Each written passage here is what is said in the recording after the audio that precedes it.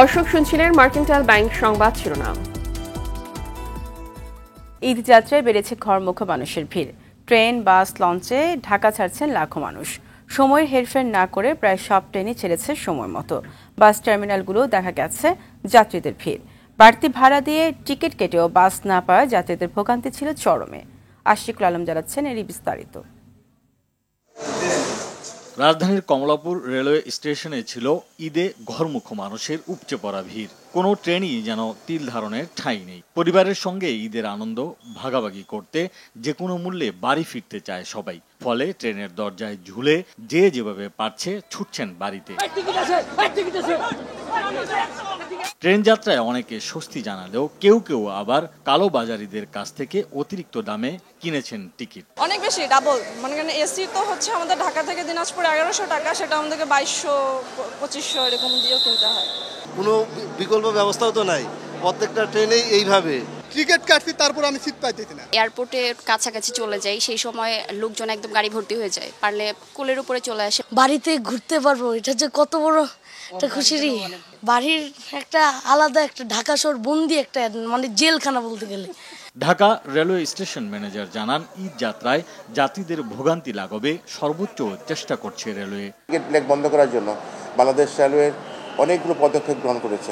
এর মধ্যে একটা ছিল আপনার শতভাগ টিকিট অনলাইনে বিক্রি করা, টিকিট যার প্রমাণ তার এটা নিশ্চিত করা, এই যে 3 ধাপের যে বিশেষ চেকিং কার্যক্রম, এখানে হেল্প ডেস্কের পাশাপাশি সার্বক্ষণিক মনিটরিং এবং আমাদের সবচেয়ে বেশি হচ্ছে যে গোয়েন্দায় নজরদারি। অন্যদিকে সড়ক পথের যাত্রায় ছিল চরম ভোগান্তি। বাড়তি ভাড়ায় টিকিট কাটা এবং ঘন্টার পর ঘন্টা অপেক্ষা করেও বাস না পাওয়া আর যানজটে নাকাল হয়েছেন তারা। যানজট তো একমাত্র যে গরুর গাড়িগুলো আসতেছে, ট্রাকগুলো আসতেছে, তারপরে বিভিন্ন পথে পথে বড় বড় গাড়িগুলো যে যানজট না করে, এই কারণে। কখন গাড়ি আসে সেটা ঠিক নেই, আবার বলছে পরে নিয়ে যাবে আর কি। তবে যাত্রাপথে ভোগান্তি হলেও পরিবারের সঙ্গে ঈদের আনন্দ ভাগাভাগি করতে পারবেন সেই আশাতেই বেশ খুশি তারা। আশিকুল আলম, RTV, ঢাকা। দর্শক, রাজধানীর যানজটের অবস্থা জানাতে রাজধানীর গুলিস্তান থেকে যুক্ত হচ্ছে সহকর্মী সেলিম মালিক। সেলিম, ঈদ যাত্রাকে কেন্দ্র করে রাজধানীর যানজটের অবস্থা কেমন দেখছেন, আর যাত্রীদের কোনো ধরনের অভিযোগ আছে কিনা, সব মিলে বিস্তারিত জানাবেন। নাবিলা, আমরা যেটি দেখতে পাই যে আসলে প্রত্যেকটা ঈদের আগে ঘরমুখে মানুষের এক ধরনের ভোগান্তি হয়, সেটি মহাসড়কে আমরা দেখতে পাই, যেটা এই বছর আমরা জেনেছি যে মানুষের কিছুটা ভোগান্তি মধ্য দিয়ে যাচ্ছে। তবে রাজধানীর ভেতরে যে ভোগান্তি, এটা কিন্তু মহাসড়কের ভোগান্তির চেয়ে কোনো অংশেই কম নয়। আমি এই মুহূর্তে রয়েছি রাজধানীর গুলিস্তানে। পল্টন মোড় থেকে জিপিওর যে অফিস রয়েছে, ওখান থেকে এই গুলিস্তানের এই হানি ফ্লাইওভারের ঠিক পাশে রয়েছে। এই পর্যন্ত প্রায় আধা কিলোমিটার, হয়তো কিছুটা বেশি রাস্তা। কিন্তু আমি এখানে গাড়ি চালক যারা রয়েছেন তাদের কাছে আমরা জানতে পেরেছি যে এই পর্যন্ত আসতে 2 থেকে 3 ঘন্টা সময় লাগছে কারো। আমি একটু জানার চেষ্টা করব একজন গাড়ি চালকের কাছ থেকে। আপনি বলবেন এই পর্যন্ত আসতে, এই পল্টন থেকে এই পর্যন্ত আসতে কতক্ষণ সময় লাগে? 2.5 ঘন্টা লাগছে, 2.5 ঘন্টা। কিন্তু মাত্র আধা কিলোমিটার দূর। গুলাবসার মাজারে থেকে 0 পয়েন্ট ঘুরে এই পর্যন্ত 2.5 ঘন্টায় আসছি। 2 ঘন্টা সিঙ্গেলেই বসায় রাখছে আমাকে। একদম টানা 2 ঘন্টা ছিল? না, 2 ঘন্টা বসায় রাখছে। আগে টাকা না দিলে গাড়ি ঘুরবার দেয় না। ধন্যবাদ। আপনি শুনলেন একজন যাত্রীর কাছ থেকে। এখান থেকে গোলাপশাহ মাজার কিন্তু আধা কিলোমিটারের কম সময় হবে, দূরত্ব হবে, কিন্তু এই সামান্য এইটুকু রাস্তা পার হতে 2 ঘন্টা বেশি সময় লেগেছে। এখান থেকে পল্টনে, এখান থেকে কিন্তু সদরঘাট আরও 2.5 কিলোমিটারের মতো রাস্তা, এবং এখান থেকে আসলে সদরঘাট যেতে আরও কয়েক ঘন্টা লাগতে পারে, সেটি আসলে বলা যাচ্ছে না। তো নাবিলা, এই ছিল আমার কাছে ঘরমুখ মানুষের যে ভোগান্তি, সেটি খবর। সেলিম, ধন্যবাদ। ফাহমিদা বলছিলাম। এদিকে ঈদে ঘরমুখ মানুষের চাপ বেড়েছে মহাসড়কে। বিকেল থেকে ঢাকা টাঙ্গাইল বঙ্গবন্ধু সেতু মহাসড়কে দেখা দিয়েছে দীর্ঘ যানজট। টাঙ্গাইলের এলেঙ্গা থেকে জোকারচর পর্যন্ত প্রায় 10 কিলোমিটার সড়কে দীর্ঘ সারি সৃষ্টি হয়েছে, ফলে থেমে থেমে চলাচল করছে যানবাহন। যানজট কমাতে উত্তরাঞ্চলগামী যানবাহন এলেঙ্গা থেকে একমুখী এবং ঢাকাগামী যানবাহন বঙ্গবন্ধু সেতুর পূর্ব পাড় থেকে ভুয়াপুর হয়ে এলেঙ্গা লিংক রোড দিয়ে চলাচল করছে। গণপরিবহনের পাশাপাশি ট্রাক, পিকআপ ভ্যান ও মোটর সাইকেলে বাড়ি ফেরা মানুষের ঢলে যানবাহনের চাপ রয়েছে পদ্মা সেতু এলাকাতেও। এদিকে ভোলার ইলিশা লঞ্চঘাট ও ফেরিঘাটে ঘরমুখো মানুষের ভিড় রয়েছে। এ সময় অতিরিক্ত যাত্রী বহন করায় দুটি লঞ্চকে 20,000 টাকা জরিমানা করেছে নির্বাহী ম্যাজিস্ট্রেট।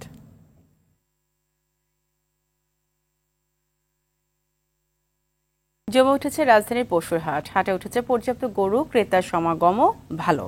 তবে দাম নিয়ে পাল্টাপাল্টি অভিযোগ ক্রেতা বিক্রেতাদের। ঢাকা উত্তর সিটির মেয়র আতিকুল ইসলাম জানিয়েছেন, নির্ধারিত সময়ে হাটের ময়লা আবর্জনা অপসারণ না করলে ইজারাদারদের 10% টাকা কেটে নেওয়া হবে। আর বাদলের রিপোর্ট। রাজধানীর তেজগাঁওয়ের পলিটেকনিক মাঠ পশুর হাট। সাইজ ভেদে দাম হাঁকছে বিক্রেতারা। আমরা বলছি ওইটা 25, এটা হলো 15 নেওয়ার জন্য আমরা বলে দিছি। এখানে হাজারো গরু ছাগল থেকে অনেকেই কিনেছেন তাদের পছন্দের পশু। দাম চাইছিলাম 300, 190 পয়সা কিনা হয়েছে। 2 লাখ টাকার ভিতরে এই গরুটার দাম 1,90,000। দাম নিয়ে দিয়াবাড়ি হাটেও দেখা যায় ক্রেতা বিক্রেতাদের অভিযোগ। 30-40টার মতো গরু দেখা হয়েছে আর কি আমার। তো যা দেখতেছি আপনার মানে একটু বেশি মনে হইতেছে, মানে গত বছরের তুলনা বা এর আগের বছরের তুলনায় একটু বেশি মনে হইতেছে আর কি। এখন আমি যা দেখি নিয়েছি এই বাজারে প্রতি গরু 30,000 টাকা করে নাই। আমরা তো মনে হয়েছে খুব একটা ক্ষতিগ্রস্তের ভিতরে, এইভাবে দাম বললে আমরা এটা খুব ক্ষতিগ্রস্ত ভিতরে। গতবারও এই হাট থেকে আমরা খুব ক্ষতির ভিতর পড়ে গেছি, কিন্তু এবারে সেই অবস্থায় কোনো আমরা ভালোর দিকে দেখছি না। পর্যাপ্ত পশু রয়েছে হাটে। গরুর পাশাপাশি রয়েছে ছাগল, মহিষও। ট্রাকে ট্রাকে আসছে কুরবানির আরও পশু। বসিলা হাট ঘুরে দেখে ঢাকা উত্তরের মেয়র জানান, নির্ধারিত সময়ে হাটের ময়লা আবর্জনা পরিষ্কার না করলে ব্যবস্থা নেওয়া হবে। ইজারাদার যদি তাদের লিজ না সরায়, তাদের যে 10% টাকা আছে সেটা আমি কর্তন করে রেখে দেব। আর বাদল, RTV, ঢাকা। দর্শক, এই মুহূর্তে রাজধানী মেরাদিয়া পশুর হাট থেকে আমাদের সাথে যুক্ত হচ্ছে সহকর্মী রফিকুল ইসলাম। আমরা রফিকের কাছ থেকে জানবো পশুর হাটে বেচা কেনার খবর। রফিক, হাটে বেচা কেনা কেমন চলছে এবং দাম নিয়ে ক্রেতা বিক্রেতারা কি বলছেন, তাদের কোনো অভিযোগ আছে কিনা এবং আজকে গরুর সরবরাহ কেমন দেখছেন হাটে, সব মিলিয়ে বিস্তারিত জানাবেন। ফাবিদা, আসলে রাজধানী ঢাকাতে কিন্তু গতকাল থেকেই রাজধানীর সবগুলো হাটে বেচা কেনা জমে উঠেছে বলা যায়। প্রচুর ক্রেতার সংখ্যা। আমি রাজধানীর মেরাদিয়া হাটে বেশ কিছুক্ষণ আগে এসেছি এবং এখানে এসে ঘুরে ঘুরে যেটি দেখেছি, প্রচুর ক্রেতা এসেছেন, তারা দামাদামি করছেন এবং কিছু গরু বিক্রিও হচ্ছে। তবে একটি বিষয় আমি আপনাকে জানিয়ে রাখি, এই হাটে কিন্তু ছোট থেকে শুরু করে বড় সব আকারেরই গরু রয়েছে, তবে বিক্রি হচ্ছে সাধারণত ছোট থেকে মাঝারি যে গরু, সেই গরুগুলো। আপনি যদি আপনাকে জানিয়ে রাখি যে গরুগুলো আসলে 70 থেকে 80,000 বা 1 লাখ, 1.5 লাখ, 2 লাখ টাকার মধ্যে যে গরুগুলো, সেই গরুগুলোই আসলে ক্রেতারা বেশি কিনছেন। আপনি দেখতে পাচ্ছেন যে আমরা যে শেডটার সামনে দাঁড়িয়ে রয়েছে, এখানে সব বড়গুলো গরুগুলো রয়েছে, যে ছোট গরুগুলো ছিল সবগুলো গরুই কিন্তু বিক্রি হয়েছে। বিক্রেতারা যেটি বলছেন যে আসলে তারা যে খরচ তাদের হয়েছে গরুর লালন পালনে বা তারা যে দাম দিয়ে কিনে এনেছেন, সেই দামে আসলে বিক্রি করতে পারছেন না। ক্রেতারা অবশ্য অভিযোগ করছেন গতবার যে দাম ছিল গরুর, এবার তার থেকে অন্তত 20 থেকে 30% বেশি দাম চাচ্ছেন বিক্রেতারা পাল্টা অভিযোগ করছেন, ক্রেতারাও পাল্টা অভিযোগ করছেন। এই পাল্টাপাল্টি অভিযোগের মধ্যে কিন্তু কিছু কিছু করে গরু বিক্রি হচ্ছে, যেহেতু আর মাত্র একদিন বাকি আছে কোরবানির ঈদের। এখন শেষ মুহূর্তে আসলে গরু বেচাকেনা জমে উঠছে এবং যত সময় আগাবে ততই আসলে বেচাকেনা বাড়বে। ফাহমিদা, এই ছিল মেরাদিয়া হাট থেকে আমার কাছে সর্বশেষ তথ্য। ধন্যবাদ আপনাকে। এদিকে সেন্ট মার্টিনে মিয়ানমার থেকে ছোড়া গুলির ঘটনায় সরকারের চুপ থাকা প্রসঙ্গে বিএনপি মহাসচিব মির্জা ফখরুল ইসলাম আলমগীর বলেছেন, নতজানু পররাষ্ট্রনীতির কারণে মিয়ানমারের মতো দেশও আজ চোখ রাঙাচ্ছে। এদিকে এ নিয়ে আওয়ামী লীগ সাধারণ সম্পাদক ওবায়দুল কাদের বলেছেন, দেশটির অভ্যন্তরীণ সংকটের কারণে সমস্যা সৃষ্টি হলে, আক্রান্ত হলে মিয়ানমারকে ছাড় দেবে না বাংলাদেশ। শাকিলা করিমের রিপোর্ট। মিয়ানমার থেকে 2-3 দফা গুলির ঘটনার পর সপ্তাহেরও বেশি সময় ধরে দেশের মূল ভূখণ্ড থেকে যোগাযোগের সমস্যা হচ্ছে প্রবাল দ্বীপ সেন্ট মার্টিনে। দ্বীপবাসীর পাশাপাশি টেকনাফে চরম আতঙ্ক বিরাজ করছে। সেন্ট মার্টিন ঘিরে তাই উদ্বেগ বাড়ছে সচেতন মহলে। এমন পরিস্থিতিতে সরকার এখনো কোনো পদক্ষেপ না নেওয়ার অভিযোগ এনে কঠোর সমালোচনা করেন বিএনপি মহাসচিব মির্জা ফখরুল ইসলাম আলমগীর। এজন্য সরকারের দুর্বল পররাষ্ট্রনীতিকে দায়ী করেন তিনি। জাতীয় প্রেস ক্লাবের সংবাদপত্রের কালো দিবস বিষয়ক আলোচনা সভায় এসব কথা বলেন বিএনপি মহাসচিব। কত ব্যর্থতাই সরকারের, যে আমার একটা দ্বীপ, সেই দ্বীপে আমরা যেতে পারছি না, সেই দ্বীপে গেলেই আপনার অন্য দেশ থেকে গুলি করে মেরে ফেলা হচ্ছে, মেরেও ফেলেছে। অথচ এখন পর্যন্ত সরকার এই ব্যাপারে কোনো রকমের কোনো একটা বক্তব্য পর্যন্ত দেয়নি।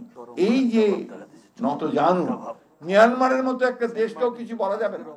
অবস্থান পরিষ্কার করে আওয়ামী লীগ সাধারণ সম্পাদক ওবায়দুল কাদের বলেন, প্রয়োজন মতো ব্যবস্থা নেওয়া হচ্ছে। আক্রান্ত হলে মিয়ানমারকে ছাড় দেবে না বাংলাদেশ। ধানমন্ডিতে আওয়ামী লীগ সভাপতির রাজনৈতিক কার্যালয়ের সংবাদ সম্মেলনে একথা বলেন ওবায়দুল কাদের।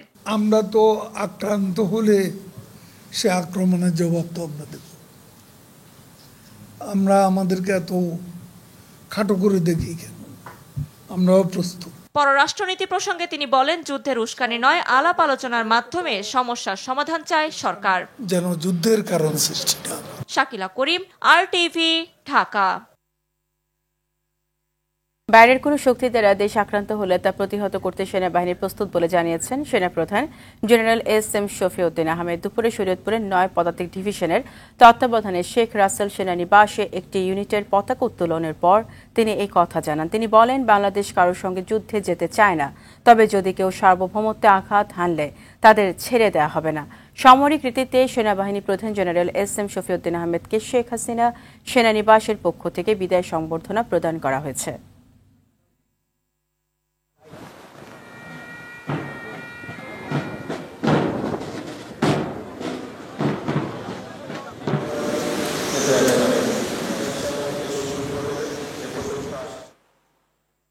কেউ যদি যুদ্ধ চাপাই দিতে চায় বা কোনো কারণে যদি আমাদের সার্বভৌমত্ব ক্ষুণ্ণ হয়, তাহলে তা আমরা ছেড়ে দেব না। তো বর্তমান যে পরিস্থিতি ফুললি আন্ডার কন্ট্রোল, সবসময় আমাদের ভিতর সমন্বয় আছে।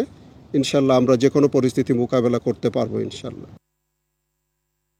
আজ পবিত্র হজ, মুসলিম উম্মার শান্তি ও ফিলিস্তিনিদের নিপীড়িত জনগণের জন্য বিশেষ দোয়ার আহ্বানের মধ্য দিয়ে শেষ হল পবিত্র হজের খুতবা। এবছর খুতবা পাঠ করেন শাইখ ডক্টর মাহির বিন হামাদ বিন মুয়াক্কল আর মুয়াইকিলি। এ সময় লাখো কণ্ঠে লাব্বাইক আল্লাহুম্মা লাব্বাইক ধ্বনিতে মুখরিত হয় আরাফাতের ময়দান। মূলত আরাফাতের ময়দানে অবস্থান করাই হজের মূল আনুষ্ঠানিকতা। বিস্তারিত ইমরুল হাসানের রিপোর্টে।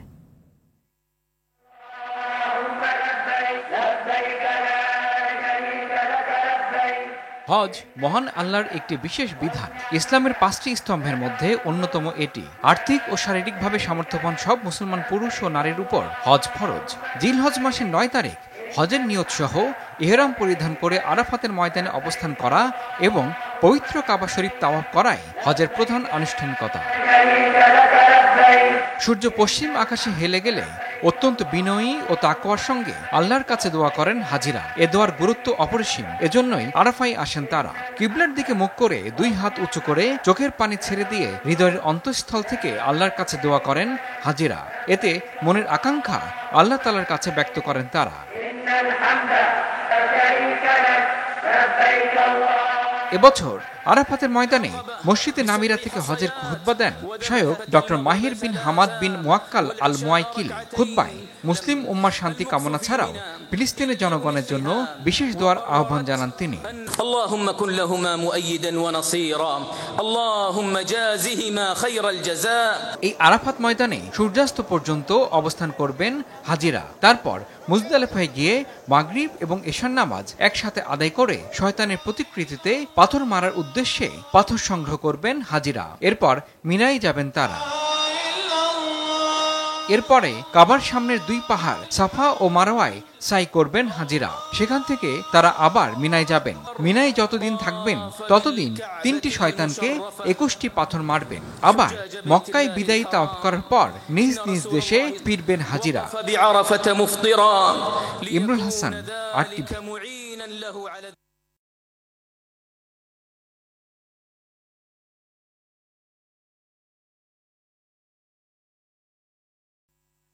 ন্যাশনাল লাইফ ইন্স্যুরেন্স আন্তর্জাতিক সংবাদ। ভারত একটি যাত্রীবাহী মিনি বাস খাদে পড়ে অন্তত 12 জন নিহত হয়েছে এবং 14 জন আহত হয়েছে। শনিবার উত্তরাখণ্ডের রুদ্রপ্রয়াণে এই দুর্ঘটনা ঘটে। পুলিশ ও উদ্ধারকর্মীদের যৌথ দল উদ্ধার কাজ চালিয়ে যাচ্ছে। উত্তরাখণ্ডের মুখ্যমন্ত্রী পঙ্কজ সিং ধামি বলেছেন, রুদ্রপ্রয়াণে সড়ক দুর্ঘটনায় গুরুতর আহত ব্যক্তিদের উন্নত চিকিৎসা দিতে কর্মকর্তাদের নির্দেশনা দেওয়া হয়েছে।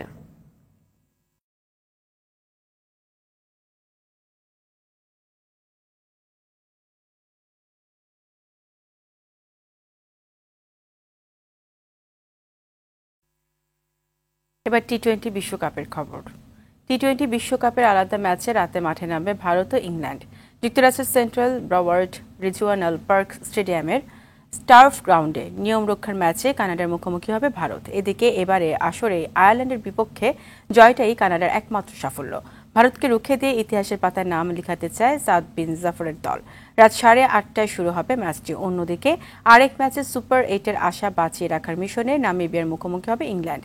স্যার ডিভিয়ান রিচার্ডস স্টেডিয়ামে রাত 11টায় মাঠে নামবে দুদল। সন্ধ্যার সংবাদ এই পর্যন্ত। সবশেষ সংবাদ জানতে যে কোনো মোবাইল ফোন থেকে 2414 নম্বরে ডায়াল করুন। রাতের সংবাদ 11:15টায় দেখার আমন্ত্রণ রইল। ধন্যবাদ সবাইকে।